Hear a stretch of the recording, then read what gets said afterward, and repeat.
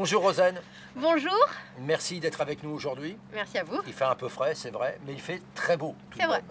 Et dans un merveilleux endroit, nous sommes chez un ostréiculteur, Erwan Frick, pour ne pas le nommer, dans cette belle région du Morbihan. C'est très agréable. Et le yoga, aujourd'hui nous allons parler de ça. Oui. Rosanne, je crois que tu es native, donc de la Bretagne bien évidemment, mais Oui. d'où? Alors je suis de la Bretagne Nord, moi je viens des Côtes d'Armor, plus exactement de Guingamp. En De fait. Guingamp. Oui. Il y a une belle équipe de foot là-bas. Oui, carrément. D'accord, je ne me suis pas trompé de beaucoup. Alors, le yoga, Oui. le yoga, c'est une chose où on se pose quand même pas mal de questions. Est-ce que tu peux nous expliquer vraiment ce qu'est le yoga? Alors le yoga, c'est vrai qu'on en parle beaucoup actuellement, c'est quand même une discipline qui est un peu à la mode. Bon, le yoga, ça reste au-delà d'une discipline, une activité sportive, ça reste quand même une philosophie. C'est-à-dire, c'est une philosophie qui tourne autour de plusieurs principes, pas seulement ce qu'on connaît, c'est-à-dire les postures de yoga, mais également ça tourne autour de la respiration, ça tourne autour de la relaxation, mais aussi la méditation.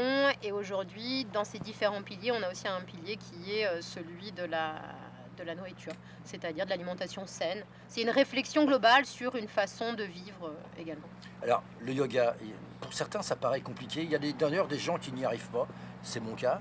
C'est dû à quoi? Est-ce qu'il n'y a pas un Alors, rapport aussi avec le professeur qui est important? En fait, je dirais, il n'y a pas de fait de ne pas y arriver, ça dépend ce qu'on attend déjà, de ce qu'on veut apprendre, etc.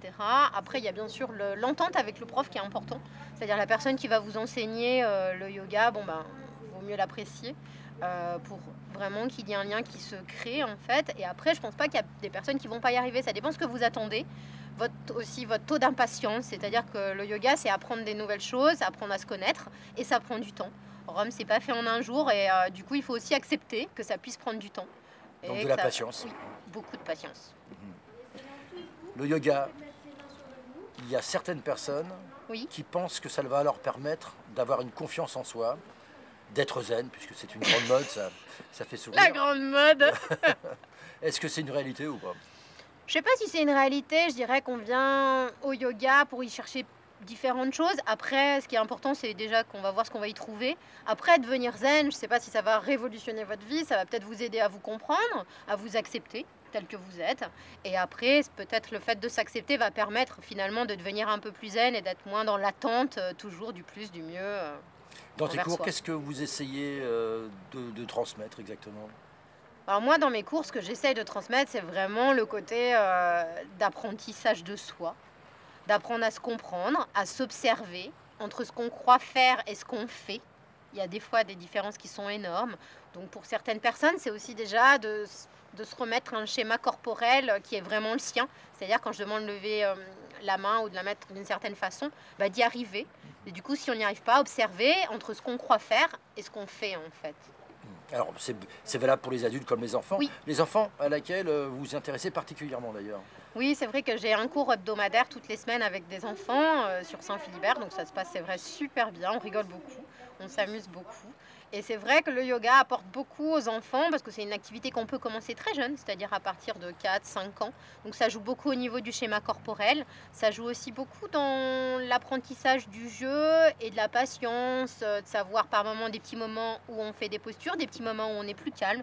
On réfléchit, on se repose, on se relaxe et on repart dans la discussion et on refait des postures. Non, c'est assez dynamique. Je sais que vous êtes une femme qui bouge beaucoup.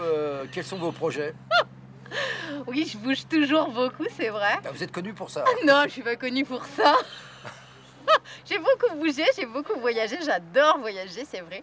Donc c'est vrai que là, à la rentrée, au début d'année, je vais plus me consacrer aux enfants. Je vais je vais travailler dans le cadre d'une activité scolaire, donc faire découvrir le yoga à tous les enfants d'une école primaire. Donc ça, c'est le grand projet de la rentrée.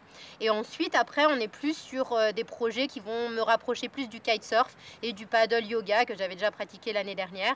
Donc c'est vrai que là, je dirais le printemps et l'été va s'axer beaucoup plus sur le kite, en fait. Alors, qu'est-ce qu'on peut vous souhaiter pour 2018 en fait? Tout. Tout?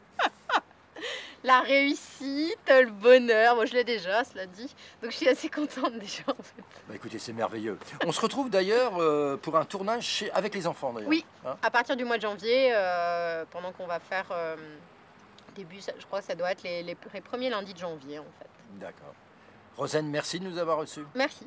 Et puis à très bientôt au prochain tournage. À très bientôt. Au revoir. Au revoir.